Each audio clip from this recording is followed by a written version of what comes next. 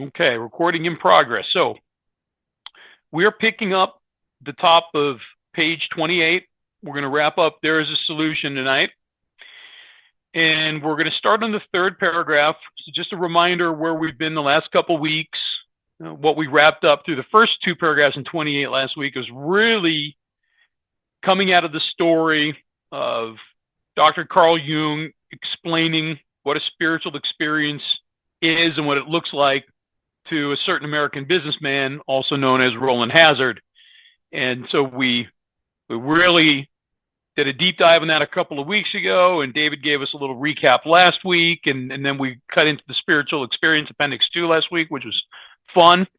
And then those top two paragraphs on 28, they just sort of, again, conclude the little piece with Dr. Jung and Roland talking about, if we are real alcoholics, real addicts, as described in the big book, sick, powerless, and sick physically and mentally and spiritually, unmanageable, that, we get better if we are desperate. Desperate like drowning men are desperate. Okay, so with that being said, paragraph 3 on 28, here we go. The distinguished American psychologist, William James, in his book Varieties of Religious Experience, indicates a multitude of ways in which men have discovered God. We have no desire to convince anyone that there is only one way by which faith can be acquired. If what we have learned and felt and seen means anything at all, it means that all of us, whatever our race, creed, or color, are the children of a loving Creator, with whom we may form a relationship upon simple and understandable terms as soon as we are willing and honest enough to try. Those having religious affiliations will find here nothing disturbing to their beliefs or ceremonies. There is no friction among us over such matters. I have the definition for creed, which is a summary of one's principles or beliefs. So in this sentence, if what we have learned and felt and seen means anything at all, it means that all of us, whatever our race or summary of one's principles or beliefs or color, are the children of a living Creator with whom we may form a relationship upon simple and understandable terms as soon as we are willing and honest enough to try. Thank you. Your audio is not great. Just a heads up. Okay. Yeah.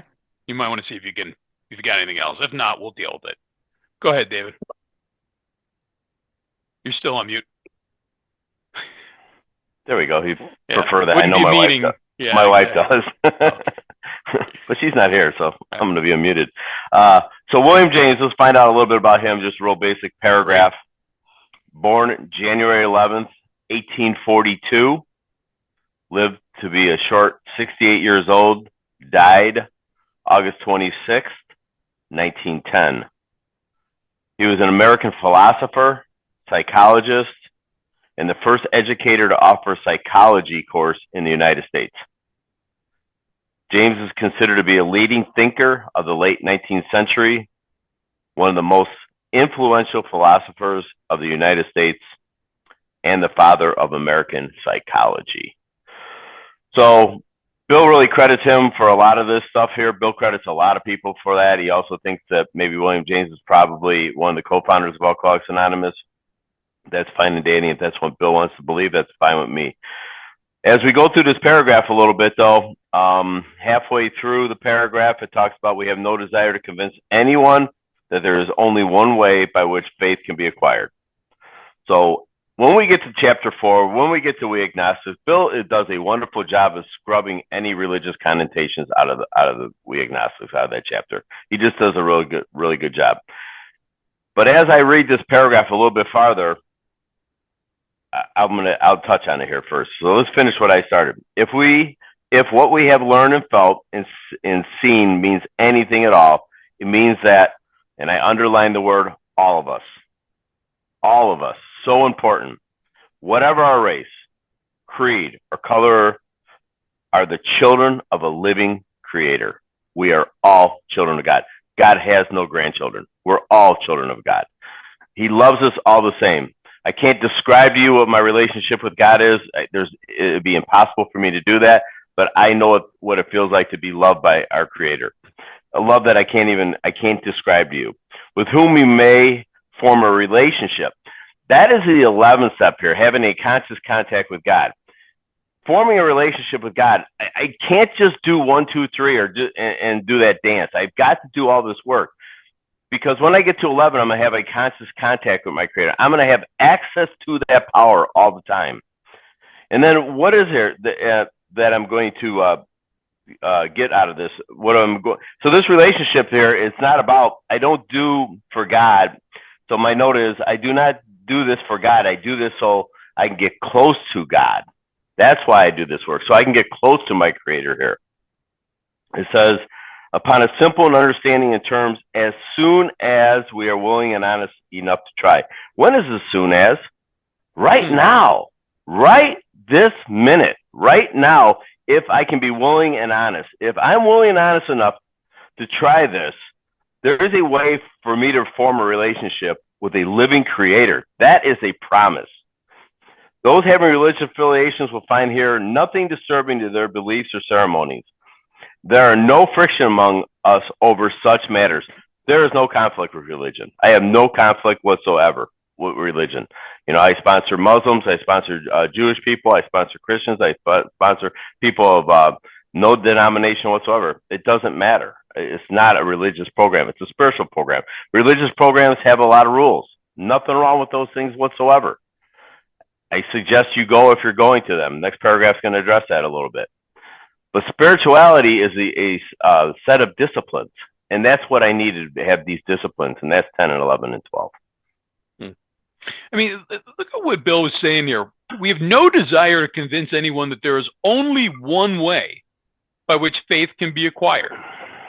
Hard to imagine that we would have had the success as a system of recovery through the 12 steps if we said, look, you must be Christian, you must convert, you must believe in a specific way, right? Instead, we take the opposite. We say, listen, you gotta come to believe that there's something bigger than you that's going to save your ass, and then you're going to make this commitment to that thing that's bigger than you, however you define it or don't define it, that you're going to follow through with a whole bunch of action.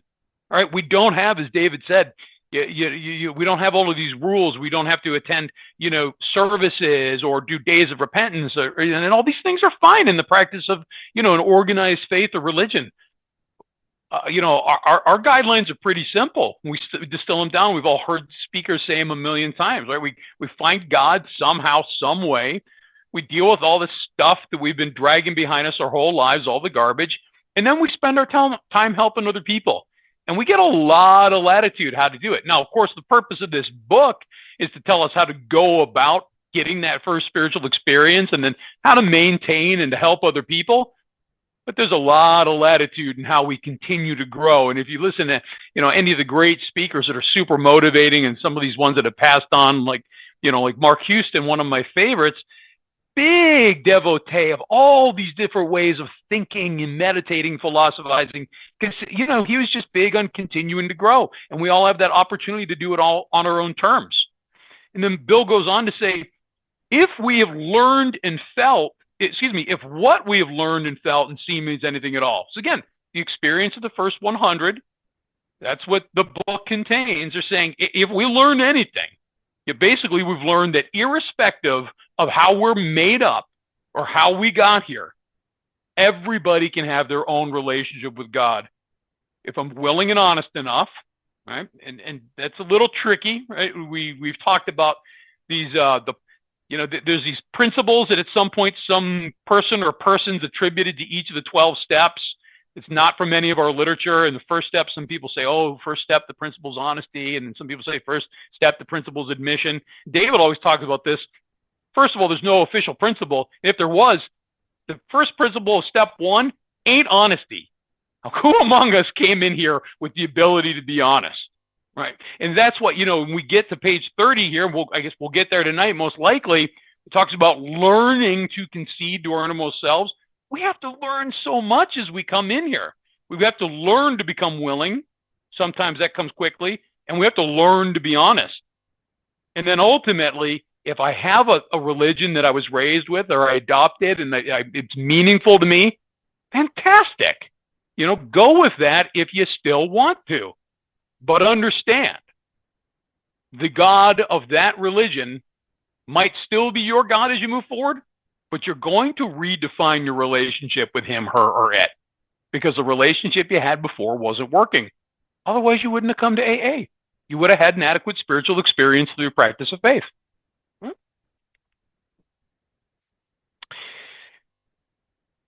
We think it no concern of ours what religious bodies our members identify themselves with as individuals. This should be an entirely personal affair, which each one decides for himself in the light of past associations or his present choice. Not all of us join religious bodies, but most of us favor such memberships. The only thing I really have on that, I'm sorry, did you have anything, Abby? Oh, okay. Okay, so the only thing I have is that last sentence there. Not all of us join religious bodies, but most of us favor such membership. It couldn't hurt, right? It just couldn't hurt. Like when I got sober a couple 24 hours ago, my wife is Catholic, I'm a non-practicing Jew, but I would go to a mass with her, and man, I really enjoyed what I was hearing. And then I had some people that went to non-denominational churches, and they invited me. I love what that minister was saying. Like, it made me cry, it gave me goosebumps. It's like, it doesn't hurt, right? I was like, all of a sudden, Mark Houston uses this, and a Russian philosopher came up with this. Most people are asleep dreaming that they're awake. I have woken to the fact that there is a God, and it's not me. And the fact is, I get to hear the message of God sometimes when I'm paying attention. I just got to pay attention. So suit up and show up at those places. And what does it hurt? I actually enjoy it. I've listened to Joel Osteen. I've listened to a lot of different ministers and preachers and rabbis. I love their message. I mean, it just it tingles me. It's just, what does it hurt?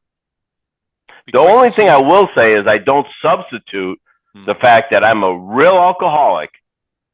See, the thing about it is, this is not some simple flu that I got. I will have no mental defense against that first drink one night.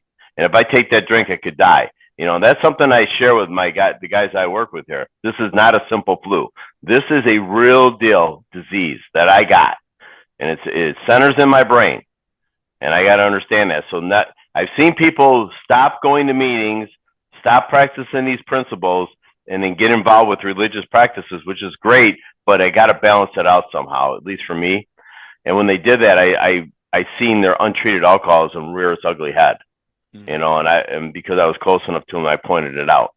They continued to do it, but they came back to the program, and then they doubled their spiritual efforts. They didn't drink, but they doubled their spiritual efforts on the same. In the following chapter, there appears an explanation of alcoholism as we understand it. Then a chapter addressed to the agnostic. Many who once were in this class, being agnostic, are now among our members. Surprisingly enough, we find such convictions no great obstacle to a spiritual experience. And on this, I'm sorry, go ahead, Abby. Oh, sorry. Nope. I have agnostic. Can you hear me? Yeah, speak up a little bit. Okay. I have agnostic, which is a person who does not deny the possible existence of God, but holds that the existence and actual origin are not known and cannot be known. Thank you. Yeah, I'll just say real quick, earlier today I was listening to an older talk from Teresa F., the crazy Puerto Rican lady who lives out in California. Oh, man, it's amazing. And she was talking about we agnostics and saying that, in her experience, sometimes it's easier for those of us who come in as agnostics or atheists because we don't have all the hang-ups. Sometimes when we come in and we've got a system of religion, we've got these deep preconceptions and prejudices around what, a relationship with God is supposed to be. So that's kind of, I think, Bill's point here in a way. He's saying many of us who were once in this class, the class of being agnostics, are now among our members. Surprisingly enough, we find such convictions no great obstacle to a spiritual experience. So I think he's implying here, and it dovetails with what I heard Teresa say today, if I'm without knowledge, or I'm just sort of in abject opposition, as an atheist, I just have to start to come around for the first time to what a consideration of spirituality might be. Versus if I came from Judaism or Islam or Catholicism, whatever it is, whatever the flavor, I'm coming in with a head full of probably my upbringing about what God is. And I got to alter that. I've got to unlearn what I've learned to form this new relationship with God. Yeah, so just to be real specific on what this chapter, what we're talking about in the first part of the paragraph, says in the following chapter, so we're talking about Chapter 3, more about alcoholism. Mm-hmm. There appears an explanation of alcoholism as we understand it, the first 100. Then a chapter addressed to the agnostic, which is basically going to address step 2, came to believe that power greater than ourselves can restore me to sanity. That is chapter 4. Many who once were in this class are now among our members. That's agnostics. And then the question is, if you were going to put a question right there, is being an agnostic a great handicap? Well, let's see. Bill says right here, surprisingly enough, we found such convictions no great obstacle to a spiritual experience. I love that. So you could come in, but to David's point, and it's such a valid point, whatever my ideas of God, relationships with God, relationships with human beings, all those things I got to let go of and get new ideas so I can form a new relationship. New means I've never experienced it before with this creator in my life. And I have, and I got to continue to do this process. So as long as I was the prior paragraph told me I need to be willing and honest enough to try. So if I'm willing and honest enough to try, I can have this relationship with God, whether or not I believe or I don't believe. Doesn't matter. You're welcome here to do it. We just ask you to have an open mind. That's all. All right. We'll see how the fired up David can get on this next one sentence alone. Further on, clear-cut directions are given showing how we recovered. Well, I'm going to read this again. I'm going to read it slightly differently. Further on, clear-cut directions are given showing how we recovered. I'm going to read it one more time with different emphasis. Further on, clear-cut directions are given in this book showing how we recovered, past tense. These are followed by 42 personal experiences. Go. So further on, clear-cut directions, and they say clear-cut, and there's also specific directions. And what else I have here? Precise. What do all those things mean? They all mean exactly. And this is the experience of the first 100, for crying out loud. So are given showing how we recovered. This is like either the 8th or 9th time in the book that he said we recover. We're not recovering. I'm not recovering. I'm not recovering from a hopeless state of mind and body anymore. I recovered from a hopeless state of mind and body. If we go back and we get into the book, we will find out that I have a David reprieve contingent on the maintenance of my spiritual condition. I get that. I am not cured, but I do not suffer. I do not have an obsession. I haven't had an obsession in 24 years. It's been removed from me by the grace of God. My life is more manageable today than it's ever been. Why? Because I fired myself from my management position. I have a relationship with my creator today. Then they said these are followed by 43, in my book anyways, because this is the 3rd edition, followed by 43 personal experiences. So when I read them, did I drink, think, or feel like those people? I'm trying to identify with people in the rooms of Alcoholics Anonymous, Cocaine Anonymous, or DA, or when I read a story, especially when I read Bill's story here. So again, this is what I'm trying to do. I'm trying to connect with the fellowship. I'm trying to connect with a power greater than myself. I'm trying to connect with a sponsor. And by the way, my first sponsor was the first relationship I ever had in my life that was based on honesty. I never was able to be honest with another human being. I don't know why I lied all the time. It's just in my nature to do it. But I was able to let down my guard and share with him all my honest emotions. 10th step is about emotional sobriety. And I recovered from that hopeless state of mind and body. I don't suffer from alcoholism right now, right here, right this moment. I mean, we're going to be getting into more about alcoholism here, and we're going to learn a lot more about the illness.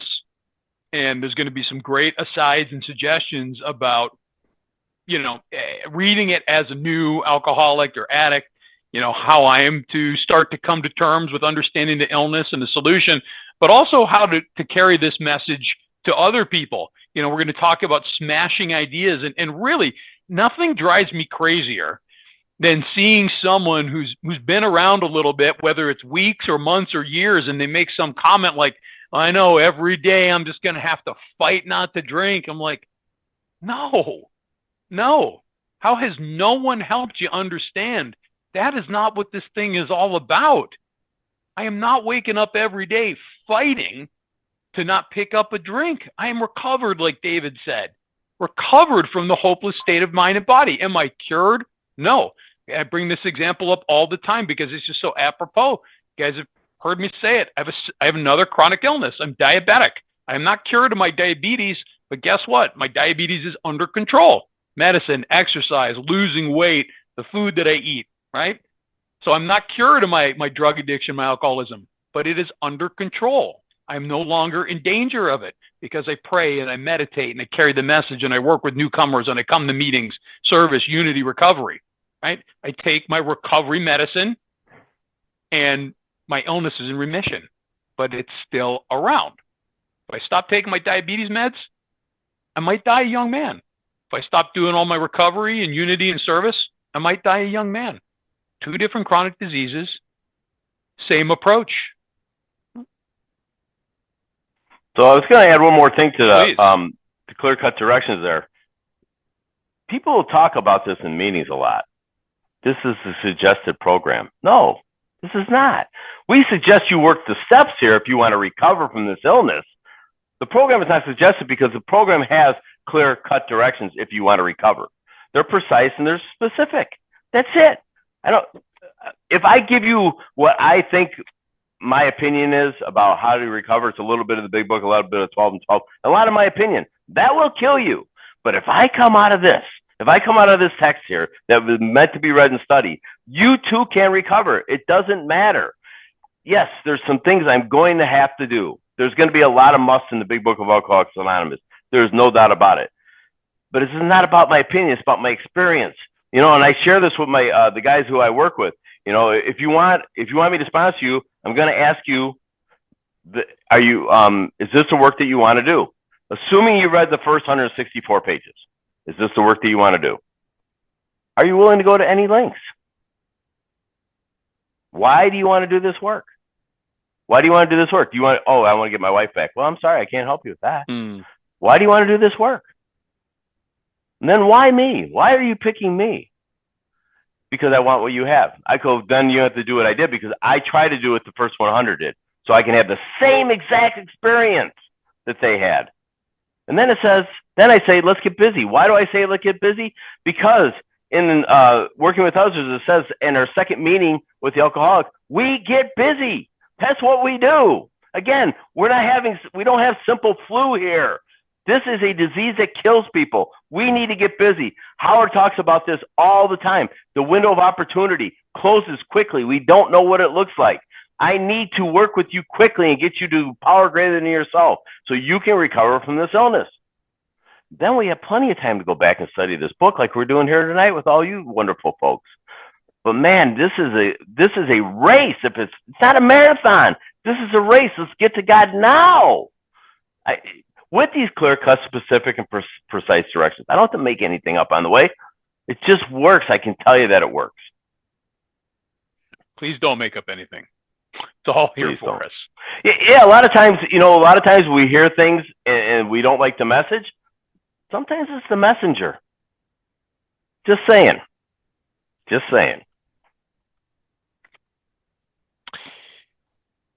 Each individual in the personal stories, describes in his own language and from his own point of view the way he established his relationship with God.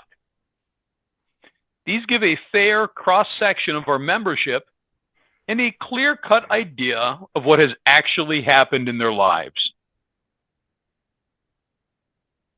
Okay. So, I never knew this until I started listening to a lot of Zoom meetings and a lot of people talking about solutionary, being recovered. Kathy was speaking at a meeting one time with Howard and Kathy, and she pointed out page 29, second paragraph. What do we share from the podium? How do we share? See, I thought it was on page 58 what I had heard, not what I had read. Sometimes I hear things and I don't read what it says. On page 58 in the second paragraph and how it works, it says, our stories disclose in our journal way what we used to be like. I thought it said what it used to be like. So I'm up at the podium when I first got sober and gave you a 45-minute drug log.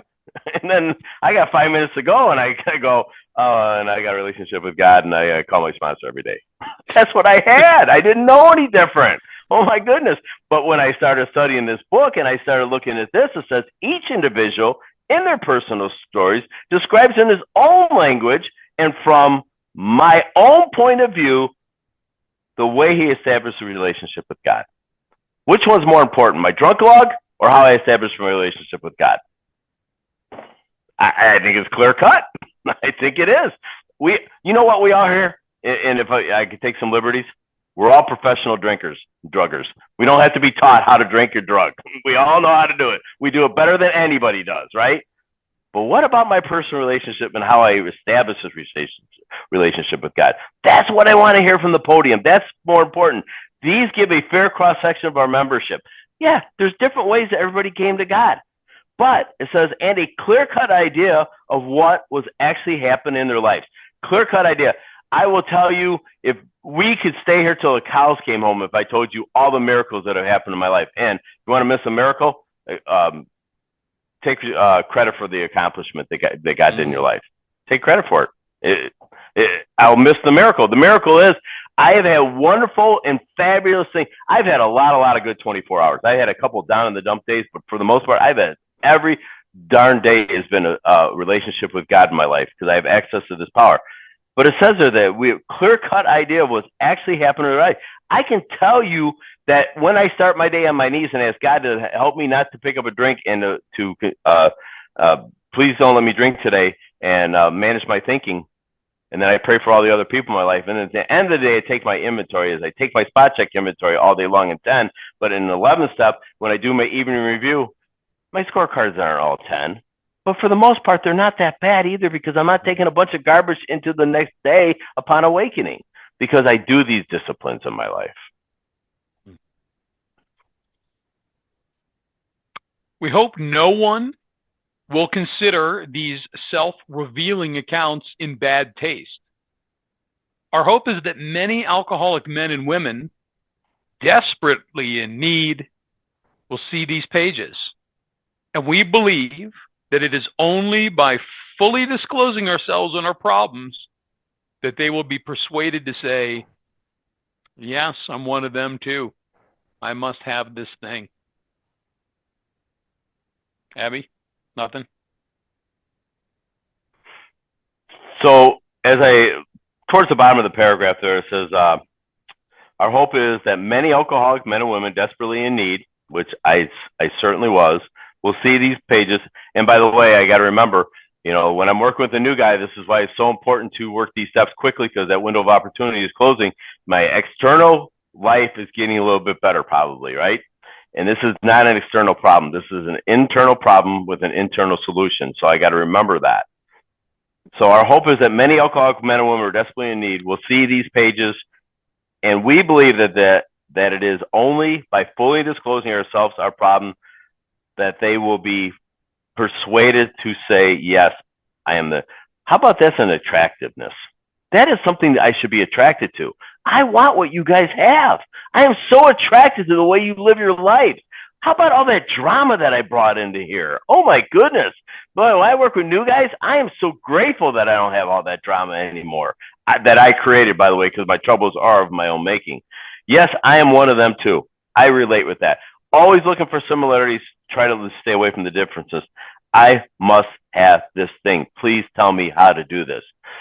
And one last thing I want to add here, and it's not really this paragraph, it's more about William James, and I forgot to add it to it, if that's okay right now. Of course. William James talks about how to have a spiritual awakening, a spiritual experience. There's 3 ways in his book, and it's a very difficult read. I've never read it, never even tried. My sponsor's really smart. Dave is super smart. I don't know. It's a tough read. We'll get the cliff notes for it. Okay. All right. So, first spiritual experience that Bill had this. Bill had a spiritual rapture, a white light experience, right? That's one way to have a spiritual experience. Another one is a close and intimate contact with friends and fellowship. Any one of you guys had that when you first came in? Man, you just felt a part of, like that was the only place that you fit in. Like you couldn't wait to get to meetings. Like it was for me anyways. I had 5 kids and a wife, and man, all of a sudden I woke up to that and I was like, holy cow, this is overwhelming. But man, I had this intimate contact with friends and fellowship in Alcoholics Anonymous, and I wanted to come back, and I did for a lot. And the third way is understanding beyond our intellectual minds. That's the one I had. That one there. I had the second one, but that one it wouldn't be sufficient enough to keep me here. I got to have one of them with a relationship with God. And that one was understanding beyond my intellectual mind. I can't explain it. I can just tell you that through the process of the steps, that's what I've had. So Howard, spin around and grab something from the mini library there, so you can have some source material at the end for us. I suspect. Awesome. Yeah, awesome. All right, awesome. So nobody book out of here at 8:00. Howard's always got a nugget to drop on us. So here's what I was picking up on as we're going through this. Our hope is that many alcoholic men and women desperately in need. I love the word desperate, because it characterizes the requirement for me to work with somebody new. David talked about, a series of questions he asks. I have to make a determination in addition to some questions. I have to figure out, is this person desperate? And it's pretty easy to find out, to evaluate how desperate they are. Because when I lay out a bunch of requirements and commitments that I have to make, and if they just say yes, anything, I take that as desperation. When they're like, oh, well, I kind of got to do this, or my wife said that, or I'm like, I'm already out. Or I ask a guy, I've done this a few times, to say, what are you not willing to do? And there was a guy one time, he said, well, I'm not willing to go back to treatment. And I was like, that sounds reasonable, but then am I just giving him license to tell me all the other things he's not willing to do? I don't even have an opinion on treatment because I never went, right? But the point is, am I willing to do whatever? How desperate am I? When I go to the oncologist with cancer, do I debate with him the kinds of treatment, right? I might. Well, what the hell do I know? What the hell do I know as a newcomer? So hopefully somebody comes in desperate, but then sort of that's the baseline, the desperation, the hopelessness. When we come in desperate and hopeless, we're just looking for help. We have no real conception of what our problem is.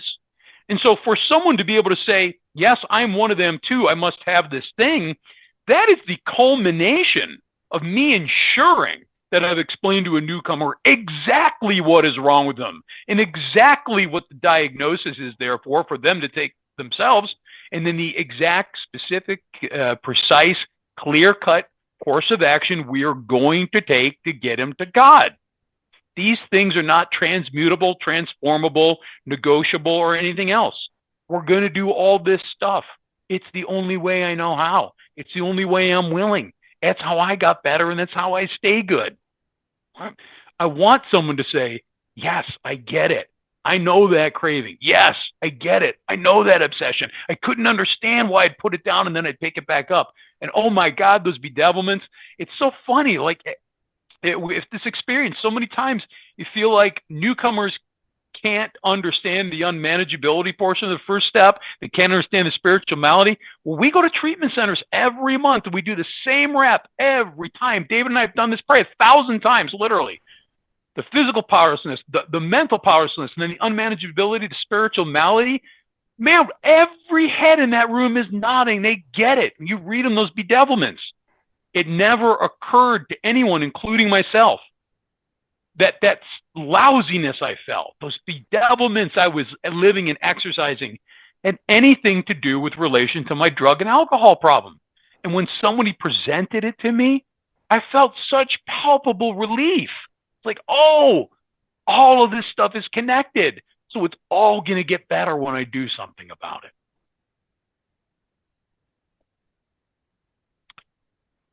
Anything else, David? Are we going to wrap this chapter? Move on? I think we should wrap it up and start chapter 3.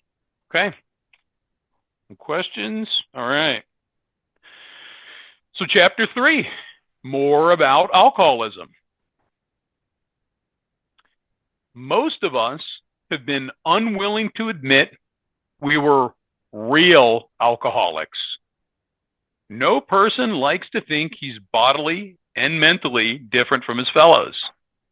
Therefore, it is not surprising that our drinking careers have been characterized by countless vain attempts to prove we could drink like other people.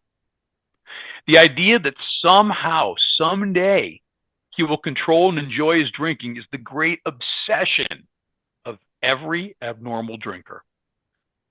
The persistence of this illusion is astonishing. Many pursue it into the gates of insanity or death. Abby, you got anything? No? Okay. Go ahead, David. All right, so most of us have been unwilling to admit that we're real alcoholics. So we've learned a whole lot about what a real alcoholic is. There's one, I'm just going to go back. If you want to hold your page there, go back to page 21, first paragraph. Don't lose the page, page 30 there. The doctor and Dr. Sokrat describes what happens to us when it's in our body. Bill describes it to us in his story about the 3 folds of this illness. But this right here, first paragraph, but what about the real alcoholic? He may start off as a moderate drinker. He may or may not become a continuous hard drinker, but at some stage of his drinking career, he begins to lose all control of his liquor consumption once he starts to drink. Once he starts to drink, once I start to drink, once I do dope, I put it in my body, I break out in craving. I will always have this. And then prior to that is the obsession, without my consent, without my permission, I believe the lie because the voice in my head sounds exactly like me. I'll get into that in a minute about illusion and delusion. But the obsession sets me back to the drink. In untreated alcoholism, I will pick up another drink. Okay, back to the text here on page 30. No person likes to think he is bodily, so that is talking about the craving in my body. Once I put it in my body, I break out in craving. And mentally, the obsession, different from his fellows. I see the truth in it that when they never break out in craving. Dr. Opinion, page 28 in Roman numerals, talks about that the average temperate drinker this never happens to them. Never. Circle the word never on page 28, Roman numerals. Always will happen to me. Always. Therefore, it's not surprising that our drinking careers, we had a career in drinking and drugging, guys. Welcome to the club. A career for that. Has been characterized by countless vain attempts that we could, that attempts to prove we could drink like other people. How many times did I set out to have a couple? Do a bump. It's a lie. It's delusional. It's a lie. I can't. I break out in craving every time I do it. This idea somehow, someday he would control, circle the word control, controls a lack of power, and enjoy his drinking. I'm not going to be able to enjoy my drinking. Those days have passed. Yeah, okay. Once in a while, maybe you could go out and have 2 and you pat yourself on the back. The real alcoholic, that'll never happen again. Not for me anyways, the real drug addict. Is the great obsession. Obsession here we talked about. Without my consent, without my permission, my mind shows up, blanks out the rest of the screen. I'm not thinking about my wife or my kids, and I take the drink. And the drink takes me. The dope takes me. And I'm off the races again, 2, 3, 4, 5 days, whatever it is. Then it says, is the great obsession of every abnormal drinker. I'm an abnormal drinker. This persistence of this illusion. Illusion is where we're telling ourselves we're not alcoholics. It's an illusion. Another illusion are magicians. They do illusional tricks, right? They're illusion. If my car was if it was summertime here in the middle Midwest in the states that I live in, and I was on an asphalt parking lot, and my car was parked on the asphalt parking lot very, very far away from me. From a distance, it looked like there's a big puddle of water on my car, but as I get a little bit closer, I find out that it's just an illusion. It's not true. It's just an illusion. Many pursue into the gates of insanity or death. Insanity. Sanity is the ability to recognize the truth in all matters. We will be looking into the mind in just minutes before we take the first drink. Stone cold sober there. So there's a couple other things too that I want to address here too. They will also be demonstrating 4 more truths about this killer disease that we have. We're going to be talking about this in our book. One of them is a permanent condition that we have. I have a permanent condition. I will always break out in craving, and this obsession needs to be removed by a power greater than myself. It's also a progressive disease. I don't think anyone would disagree with me about that. And it is a very patient disease. Insidious insanity we talk about. Laying in wait. By the bunny rabbits bouncing around, the coyotes waiting patiently, the lion's waiting. That's insidious. Waiting to pounce, to kill the rabbit.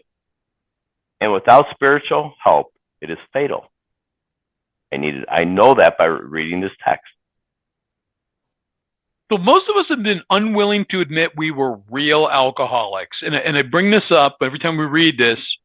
This is not so much puffery, like, oh, I'm a real alcoholic, you're a fake alcoholic, you know, I spilt more than you drank. None of that nonsense, right?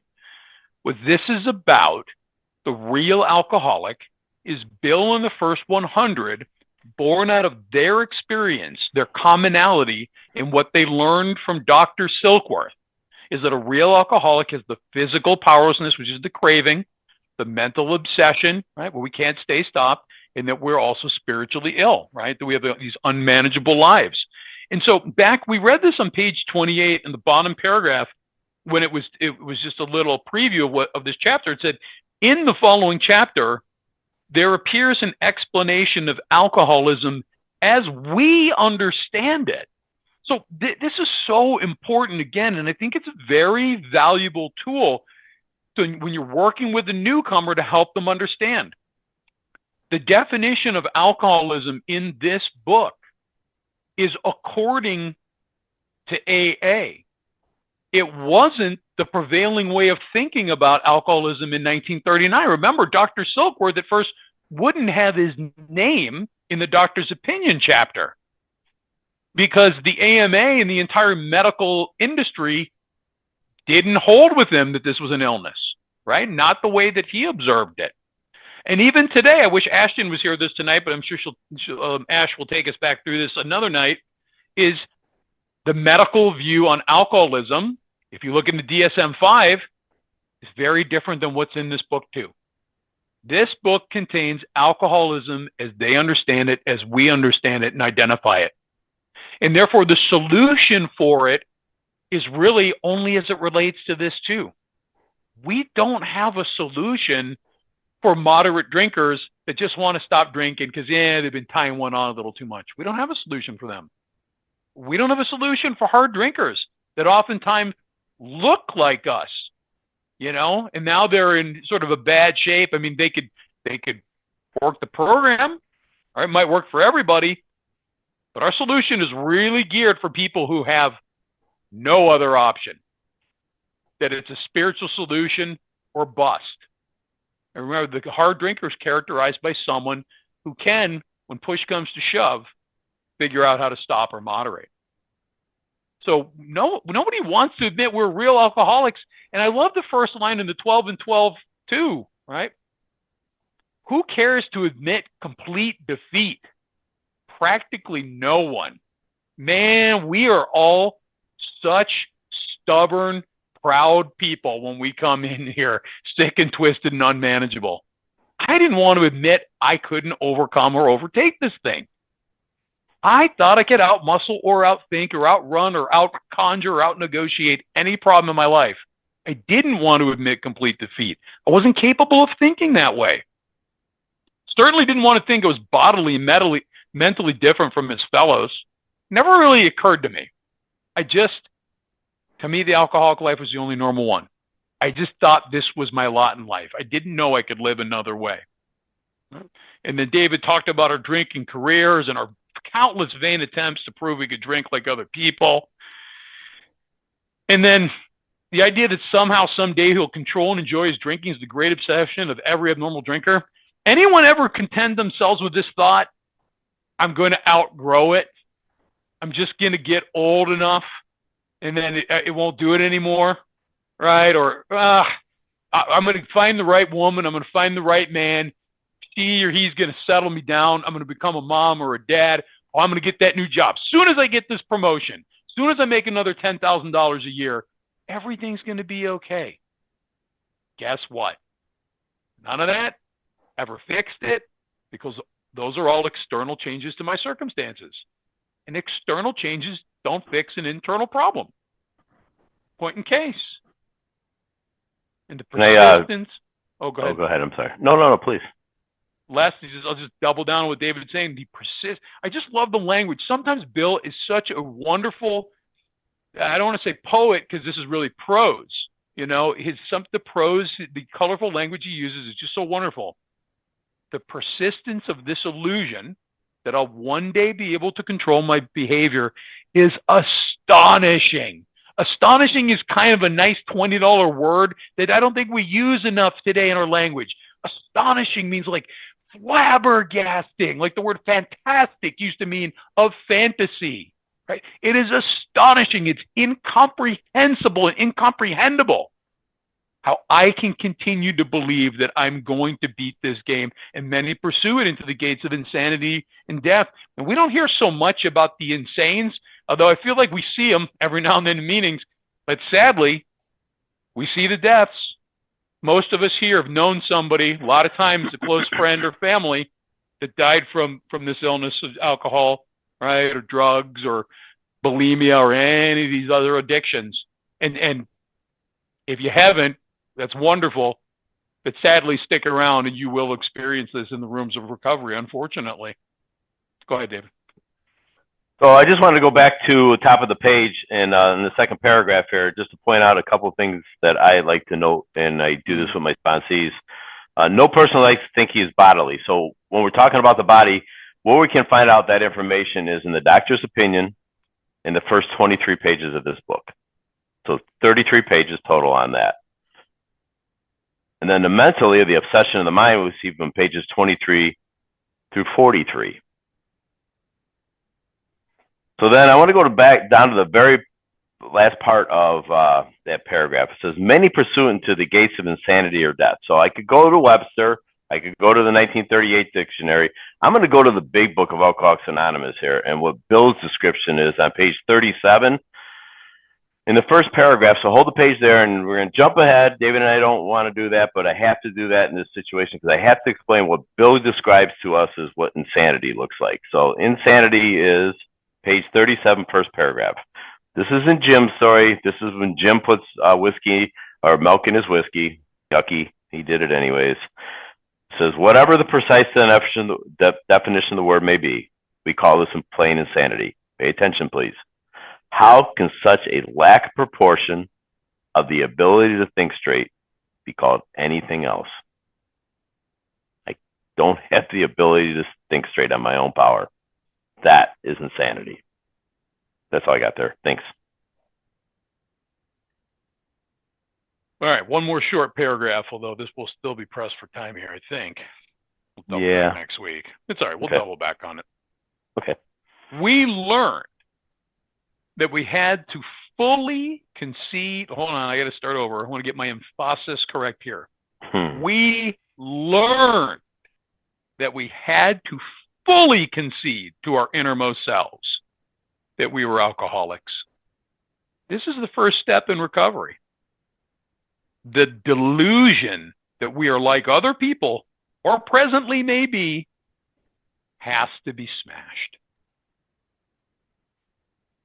I have concede and delusion. Concede is admit to be true, and delusion is false or mistaken belief. So in the paragraph, we learned that we had to fully admit the truth to our innermost selves that we were alcoholics. And the false or mistaken belief that we are like other people or presently may be has to be smashed.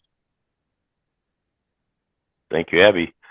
So I'll just try to be brief so David can jump in, but like he said, we'll probably start back up here again. So I learned this actually from Rob, and I pointed out to you on page 58 that I used to say what it used to be like. See, I read the book incorrectly. So this is a textbook meant to be read and studied. And the same thing was true here in this first paragraph. I used to say we had to fully concede our innermost self. I left out something. I left out a really important word there. Learned. I got to learn. How do I learn? Studying this book.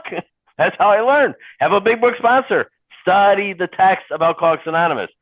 I remember he brought it up like right when we first started doing this. I don't even remember what exactly. We were just having casual conversation. I went, "Oh my God, does his book have something different than mine does?" I don't remember seeing that in my book. Well, darn it, it's there. We learned that we had to fully concede our innermost selves that we're alcoholics. I think we throw around the word powerless in the rooms of Alcoholics Anonymous just like tin cans. I just do. Yes, I'm powerless. But man, Bill is being so strong with a statement here, coming across, concede our innermost selves are real alcoholics. This is the first step in recovery. I had to concede to my innermost self. Again, this disease is internal, and so is the solution. It's not about my external situation. It's just not. How I was brought up, how many days I've been going to go to prison, jail, DUIs, color of my skin, my sexual orientation. That is not what makes me an alcoholic. Once I put alcohol in my body, can I control the amount I drink? And once I stop, can I stay stopped? And is my life unmanageable? If we wanted to go to page 52, we could. But we had to learn that we could fully concede our innermost self so we're alcoholics. I have learned to concede to my innermost self that I'm an alcoholic. That's why I get on my knees every day. That's why I ask God to keep me clean and sober and help me not pick up a drink or a drug today. Because I don't have the power not to do that. This is the first step of recovery. The delusion is a reference here to drunken delusion. Convince yourself of something that's not true. The inner voice inside of me tells me it's not true. I'm only going to have a couple of drinks. Or I say, F it. Usually I would convince myself that it's not true. Insanity, delusion, illusion, obsession is to believe a lie. I believe the lie. The liar shows up. Cameron F. talks about it. The liar shows up and tells me it's okay to have another drink. That's not the truth. The truth is I can't control the amount of, no power, no choice, no control. Mark Houston. Go ahead, David. Yeah, I mean, I've got to learn that I have to fully concede to my innermost self. I'm just not going to, again, I have no understanding of the facts of my situation. I don't understand the illness. I don't understand the gravity of the illness. I only really understand the gravity of my consequences, right? Which is why I came in the first place. That's why all of us, nobody wakes up, stretches and yawns in the morning and says, man, I'm on a winning streak of taking care of all these other problems. I think I'm going to do something about the drinking and drug problem today. That is nobody's experience. Nobody, right? It is, my doctor says you're going to die if you don't stop, or the husband says I'm going to leave you, or I lose the job, or, in front of the judge again.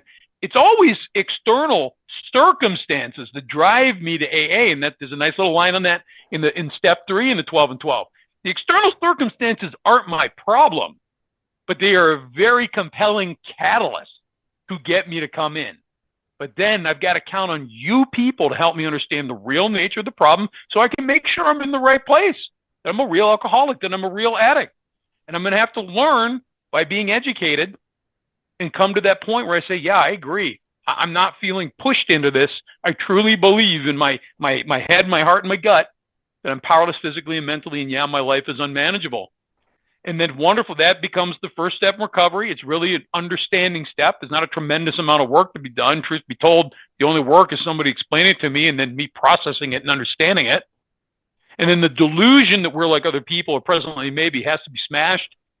Delusion is where I start. I have to graduate. I have to be educated enough and the fog in my head start to clear enough to graduate from delusion to denial. Right? And then I'll live in denial for a little while before then I get onto fully accepting the problem. Delusion is out of my mind. Denial is I have the facts and I don't want to agree to them. And then finally I accept the facts. All right, let's pause there. We'll pick this up next week.